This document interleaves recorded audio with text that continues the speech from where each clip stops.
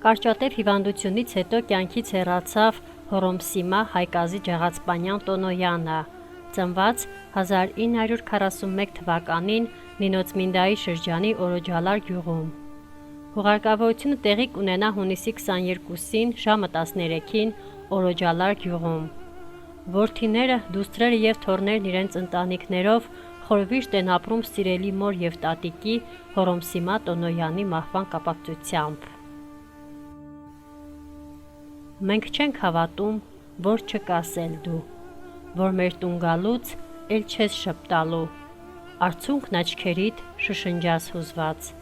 մատաղ լինեմ ձեզ ու սեղմես կրծքիդ։